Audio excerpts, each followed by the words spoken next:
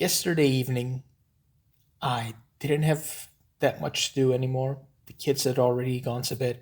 My wife was about to go to sleep. So I thought to myself, well, you know what? Why don't I start reading the first couple pages of Pines by Blake Crouch, the book that I'm going to do a reading vlog about. Like get the first couple pages going, see how the book feels, if it's going to be good or not. So I sat myself down and I started reading. And I read and read and read and then read some more until it was close to 3 in the morning, and I had to get up before 5 to get to work. So now we are almost halfway through the book. I'm sitting at page 125. Wow. I mean, this book is the definition of the book that grabs you in a chokehold from page 1. It's incredible. First of all, the premise to this book is already amazing. The small town of Wayward Pines is very remote. It's pretty cut off from the rest of the world. And it definitely helps to put yourself in the shoes of the main character. When he wakes up in the middle of the street all banged up, not knowing who he is, where he is, why he's there, what happened. So the mystery is already at 100 from page 1. He then gets up, starts wandering, and walks into the town of Wayward Pines. And it's a very neat, beautiful, picture-perfect little town. But even though everything looks so perfect, apparently, something's off. Something's wrong here. I don't know what. I don't know why. I don't know who's in it. But something isn't quite right. And what makes this book so compelling and so fun to read is because you're discovering and experiencing everything at the same time as the main character is. He doesn't know anything. You don't know anything. So whenever he learns something, you learn it with him. And that's really fun because you start theorizing about everything constantly and you can't stop. It's aliens.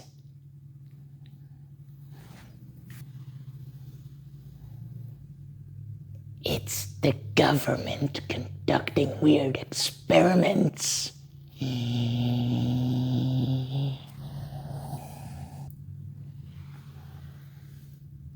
It's something supernatural.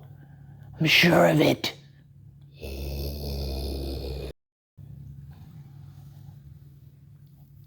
He's on drugs. Drugs, I tell you. Ah.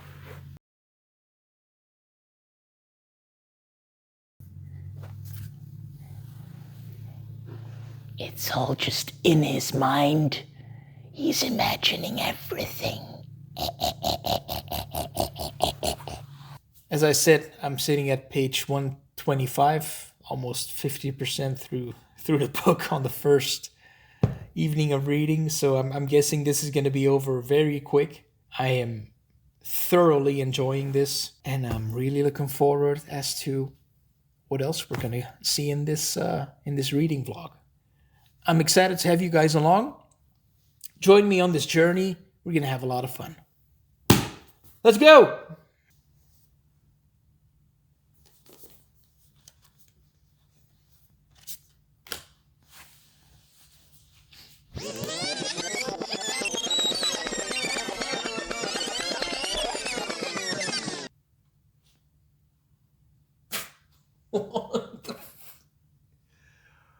What is going on? Wow.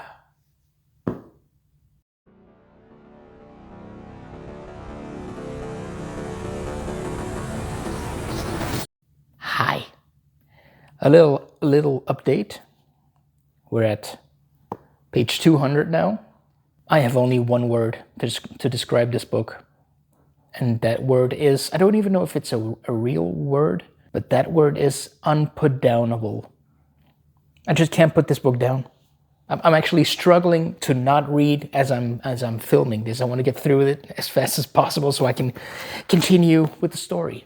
It's really hard to try and talk about this book because the way it's set up, I really don't want to give anything away to potential readers. Because the purpose of this video basically is to convince people to pick this up and read it for themselves. In the beginning of the story, our main character was mainly focused on trying to find out who he actually was, where he was, why he was there. And now that that bit is behind us, now that all of the mystery has been ramping up, the plot is getting thicker and thicker. Now the story has reached a point where we've gone from 0 to 100 real fast. I mean, it's absolute chaos at the moment.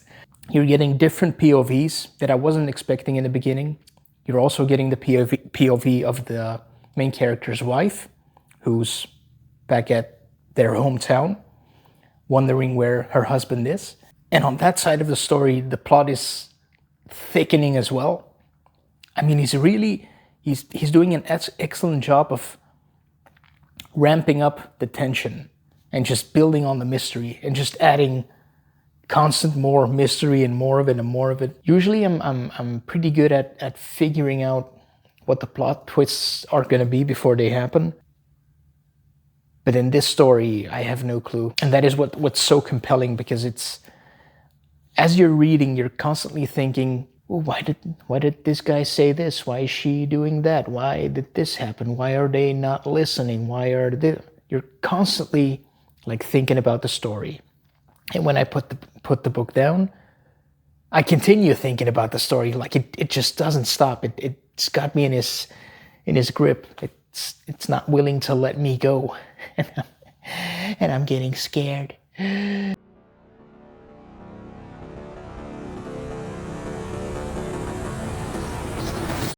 Our main character is going through some stuff, and it seems like the more answers he's getting, the more everyone around him is trying to convince him that he's actually the problem, that he's the one who's insane, who's imagining stuff, who's going crazy, who's losing his sense of reality. And there are moments where he succumbs to that thought, where he thinks, am I actually losing my shit here? Am I just imagining stuff? When you are so utterly convinced that you're not crazy, but everyone around you is trying to convince you of the opposite, that is such a terrifying feeling, because it reminds me very vividly of a nightmare I used to have as a small kid when I was about, 5 or 6 years old. And to this day, I'm 38 now, I still remember every second of that nightmare and how I felt, most importantly.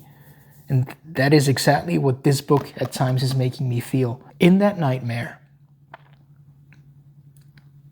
bear with me, I was sitting with my mom and my grandmother in the living room, and right opposite from us, in another sofa, there were 3 old ladies. Now, I knew, somehow in that dream, I knew for a fact that those 3 old ladies were witches, and that they wanted to hurt me. For whatever reason, they were in our house, and they were having a nice little conversation with my mom and grandmother.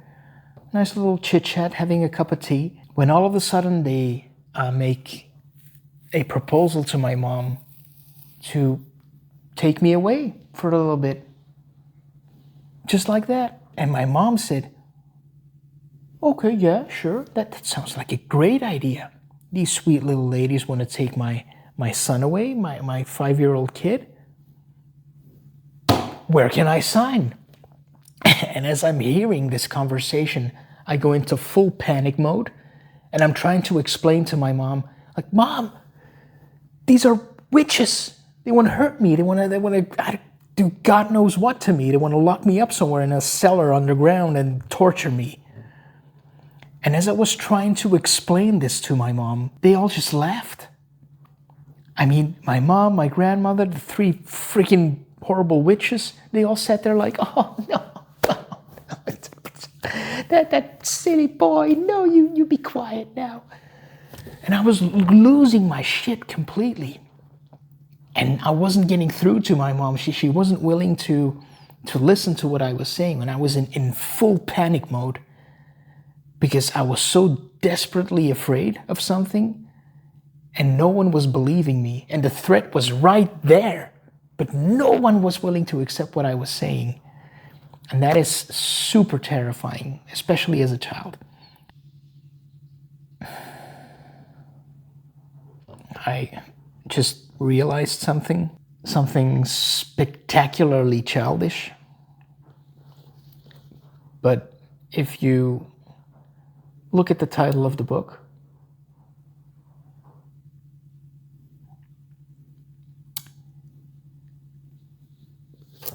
never mind. Stay tuned for the next update, which is probably going to be later tonight because I have to go to work in a bit. And when I return home, I'm going to eat and then just dive into this story again, head first, with no concern for my own safety. All right, catch you later. Curling up underneath a blanket to read is amazing. You know what is even better than that? Hold on. Getting under a second blanket. Oh my God. And now for some nice relaxing reading.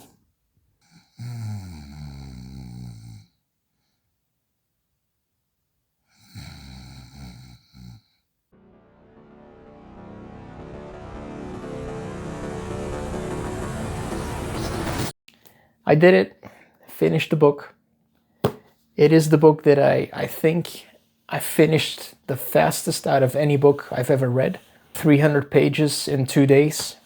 I would have done it in 1 day if I didn't have to go to work, but apparently bills don't pay themselves, weirdly enough.